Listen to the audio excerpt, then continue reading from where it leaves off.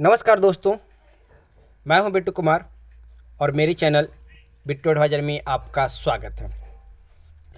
ये जो पीडीएफ हम आपको दिखा रहे हैं, ये पीडीएफ है दिसंबर सीटेट केस का अपडेट का। यानी कि 13 तारीख को जो पटना हाई कोर्ट में सुनवाई हुई, उसका क्या अपडेट आया, उसका ऑरल ऑर्डर आ चुका है। और ऑरल ऑर्डर क्या है वो इस वीडियो में आपको हम बताने वाले हैं। सबसे पहले ये पीडीएफ हम आपको दिखा देते हैं, इंग्लिश वर्जन है, इसको आप बढ़िया से देख लीजिए। सब केस का नंबर है, पहले देख लीजिए जितना केस टैग हुआ है 6664 6079 6356 6676 जिसमें नीरज कुमार है, और 7589 राजकिशोर आर्या है, बस इतने हैं। और एक और है 7701 है प्रियंका कुमारी है, और 7721 है प्रभा कुमारी है। और सबसे ज़्यादा इसी केस में पिटिशनर है। तो ये पीडीएफ तो आप देख लीजिए, 5 पेज का पीडीएफ है, आप यहाँ से देख सकते हैं। पूरा आया हुआ है अनिल कुमार उपाध्याय, और यहाँ पे डेट आप देख सकते हैं 13/11/2020 का। तो चलिए अब इसको आपको हम हिंदी वर्जन में लेके चलते हैं और हिंदी वर्जन आपको दिखाते हैं कि हिंदी वर्जन में क्या कहा गया है इस ऑरल ऑर्डर में। यहाँ पे देख लीजिए जो वकील है, जो पिटिशनर का वकील है, वो रितिका रानी है, मिस्टर ललित किशोर हैं, जो अपना अपना वकील रखे हैं। बहुत सारे केस हैं यहाँ पे, तो अपना अपना जो वकील रखे हैं उनका नाम यहाँ पे दिया हुआ है। तो चलिए अब इसका हिंदी वर्जन में देख लेते हैं कि हिंदी वर्जन में क्या लिखा हुआ है और क्या डिटेल आया हुआ है।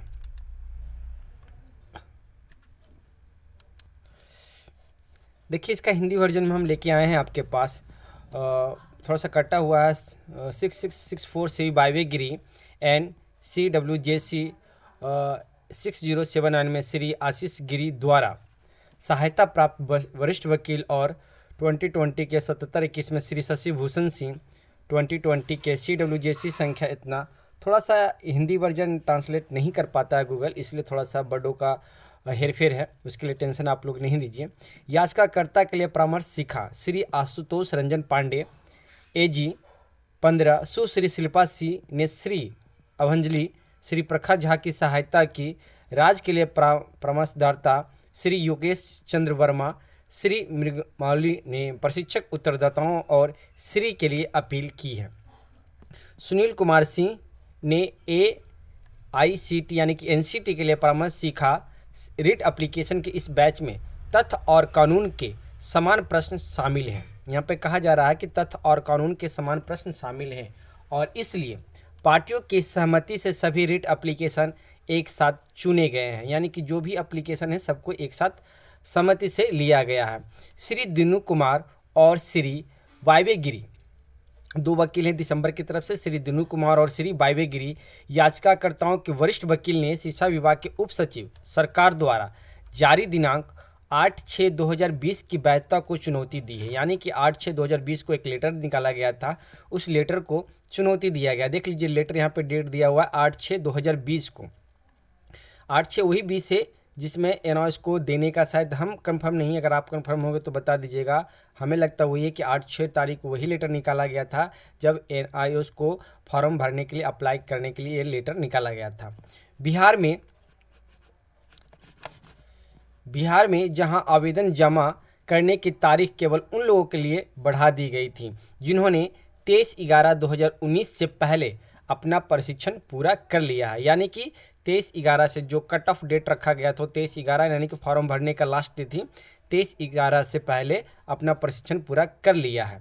उनकी मूल सामग्री यह है कि जब अंतिम तिथि जून 2020 तक बढ़ा दी गई थी, तो उत्तरदाताओं को 23/11/2019 तक अवैधता को सीमित करने में उचित नहीं ठहराया गया। यानी कि बोला जा रहा है कि जो 8/6/2000 लेटर में जो आपका डेट निकाला गया था और ये डेट 23/11 को रखा गया था, उस बीच में फॉर्म भरा गया था एनओएस की तरफ से, और वहाँ पे जो डेट रखा गया था उस डेट के, यानी कि इस डेट को 23/11 तक अवैधता को सीमित करने में उचित नहीं ठहराया गया था, चूँकि आवेदन की अंतिम तिथि अवैध रूप से श्री वाइवे गिरी, श्री वाइवे गिरी और श्री, नेक्स्ट पेज में चलते हैं, आपको दिखाते हैं।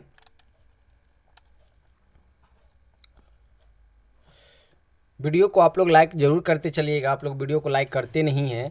उस पेज में क्या थे, श्री वाइवे गिरी और श्री दिनू कुमार ने प्रस्तुत किया है कि यह निर्णय विभाग के उप सचिव द्वारा लिया गया था। यानी कि जो लिया गया था, आपको कट ऑफ समझा देते हैं, उसमें कट ऑफ 2 निकाला गया था, 1 अगस्त का, तो 1 अगस्त का यहाँ पे जिक्र नहीं किया गया है, और एक जो जिक्र किया गया है 23/11, यानी कि फॉर्म भरने के अंतिम तिथि तक।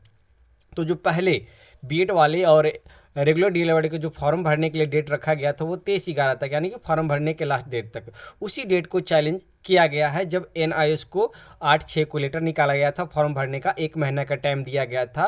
तो वो मांग कर रहे थे कि इसी डेट को अंतिम तिथि रखा जाए। तो इसी में कहा जा रहा है कि दीनू कुमार ने प्रस्तुत किया है कि यह निर्णय विभाग के उप सचिव द्वारा लिया गया था, यह राज्यपाल के नाम पर व्यक्त नहीं किया गया। यानी कि जो लेटर निकाला गया था वो सचिव के द्वारा निकाला गया था, राज्यपाल के नाम पर व्यक्त नहीं किया गया था, राज्यपाल के नाम से वो लेटर जारी नहीं किया गया था। उन्होंने पहले का विज्ञापन का हवाला दिया है जो बताता है कि विज्ञापन राज्यपाल के नाम पर था। यानी कि जो पहले का विज्ञापन था, जो 23/11 का कट ऑफ था, जो डेट निकाला था, वो राज्यपाल के नाम से था, लेकिन 8/6 जो अति को निकाला गया है वो सचिव उप सचिव के द्वारा निकाला गया है, जबकि उप सचिव द्वारा कोरिगेंडम या लगाया गया पत्र जारी किया गया था। श्री वायवे गिरी ने 2020-20 की एलपीए संख्या 6.68 में डिवीजन बेंच के फैसले पर भारी निर्भरता जताई है कि इस तिथि को काट दिया जाएगा, जो कुंद्रम में उल्लिखित तारीख होगी। यहाँ पे थोड़ा सा वर्ड का यहाँ पे देख लीजिए, कोरिगेंडम और जिरिकुंडम, ये थोड़ा सा लैंग्वेज इंग्लिश वाला ले नहीं रहा है। उल्लिखित तारीख होगी और आवेदन प्रस्तुत करने के लिए समझदारी को बढ़ाया जाना चाहिए, ये वायवेगिरी सरकार है। दूसरी ओर उत्तरदाताओं ने कहा है कि यह विस्तार केवल संजय यादव के मामले में निर्णय द्वारा शासित लोगों के वर्ग के लिए था। यानी कि संजय कुमार यादव का जो केस चला था एनआईओएस का, उसी को बताया जा रहा है कि ये केवल उन्हीं लोगों का था जो एनआईओएस से डिलीट किए थे, उन्हीं के लिए डेट निकाला गया था। न्यायालय द्वारा प्रदान किया गया निर्णय एक समान लोगों के लिए विस्तार का कारण था। यहाँ पे कहा जा रहा है कि न्यायालय द्वारा प्रदान किया गया निर्णय एक समान लोगों के लिए विस्तार का कारण था, जो न्याय और निर्णय द्वारा एक समान आवेदन के लिए शासन करते हैं। जो लोग संजय यादव के मामले में फैसले से आच्छादित हैं वे अलग वर्ग बनाते हैं और उनके लिए इस न्यायालय के निर्देश के पालन में तारीख बढ़ाई गई थी। यानी कि जब एनआईओएस को मौका दिया गया था तो एनआईओएस को अलग से डेट निकाला गया था, यानी कि अलग से तिथि बढ़ाई गई थी, और इसलिए विस्तारित तारीख को इस संदर्भ में अजीबोगरीब तथ्यों और परिस्थितियों में इलाज करना होगा बढ़ाया गया था, और इसे संजय यादव के मामले में निर्णय द्वारा कवर किए गए सभी के लिए समय के समान विस्तार के रूप में नहीं माना जाना चाहिए। यहाँ पे कहा जा रहा है कि नहीं माना जाना चाहिए। अब आगे वाला पेज पे चलते हैं और देखते हैं कि आगे वाला पेज में क्या, जो लास्ट पेज है इसमें देख लीजिए, कहा जा रहा है कि श्री वायवे गिरी का तर्क किया है कि अनुलंघन 9 एक समान आवेदन के लिए था, जबकि अनुलंघन 10 में संजय यादव के मामले में शामिल अन्य को शामिल नहीं किया गया है कि उत्तरदाताओं को दृष्टिकोण मनमाना और भेदभावपूर्ण है। यानी कि कहा जा रहा है कि अन्य के साथ मनमाना और भेदभावपूर्ण है।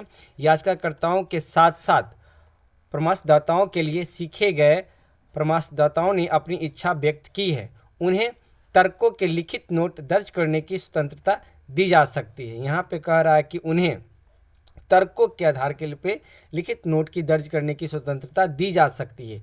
पक्षकारों को अपने लिखित तर्कों को प्रस्तुत करने की सुविधा प्रदान करने के लिए, यानी कि जो पक्षकर हैं, जो पार्टी हैं, उन्हें अपने लिखित तर्क को प्रस्तुत करने की सुविधा प्रदान करने के लिए उन्हें उनके तरफ से, यानी कि कोर्ट के तरफ से माननीय जज अनिल कुमार उपाध्याय जी के तरफ से कहा जा रहा है कि उन्हें रिटर्न में सुविधा प्रदान किया जा रहा है। पक्षकारों को, यानी कि जो पार्टी हैं, 25 नवंबर 2020 तक समय दिया गया है, यानी कि 25 नवंबर तक अपना रिटर्न सबमिशन करेंगे। इस बीच अदालत को उम्मीद है और भरोसा है कि जो भी लिखित तर्क दाखिल करने में रुचि रखते हैं वे अपने लिखित तर्क प्रस्तुत करेंगे। श्रवण संपन्न, यानी कि जो हेयरिंग है वो संपन्न हुआ, निर्णय सुरक्षित रखा गया है अनिल कुमार उपाध्याय की। यानी कि इतना बहस उस दिन कोर्ट में हुआ था, और अब इसी में आप अनुमान लगाइए कि जीत किसकी हो रही है, दिसंबर वाले की जीत हो रही है या दिसंबर वाले की हार हो रही है। इसी इतने बहस पे आप लोग तर्क लगा सकते हैं, और 25 नवंबर तक सब पार्टी को अपना पक्ष रखना है, बिहार सरकार को भी रखना है, जो इंटरवेनर बने उनको भी रखना है, और जो दिसंबर वाले हैं उनको भी ये पक्ष रखना है। वो पक्ष रखने के बाद 25 नवंबर तक अपना पक्ष रखेंगे। हो सके दिसंबर के फर्स्ट वीक में आपका फैसला आ सकता है, या तो दिसंबर जीत सकता है या तो दिसंबर हार सकता है। तो ये पूरा अपडेट हमने अपने यूट्यूब चैनल के माध्यम से आपको प्रोवाइड कराया दोस्तों। अब आप हमें कमेंट करके बताइएगा कि आपको ये वीडियो कैसे लगी। अगर आपको कुछ तर्क लगा वीडियो में कुछ ये में, तो आप अपना नीचे कमेंट में करके बता सकते हैं। तो अभी इस पे कुछ कहा नहीं जा सकता है कि कौन जीत रहा है और कौन हार रहा है, एक अनुमान लोग सब लगा रहे हैं, फैसला किधर भी जा सकता है। तो चलिए नेक्स्ट वीडियो में फिर हम आपको मिलेंगे। नेक्स्ट वीडियो में फिर इसका एनालिसिस करेंगे और देखेंगे और क्या इसका निष्कर्ष निकल के आता है। पप्पू सर से भी बात करेंगे, पप्पू सर अपने वकील प्रिंस मिश्रा सर से भी बात करेंगे और उनका इंटरव्यू हम लेके आएंगे, क्या इन पे बात कहा जा रहा है। तो फिर मिलते हैं एक नेक्स्ट वीडियो में। धन्यवाद।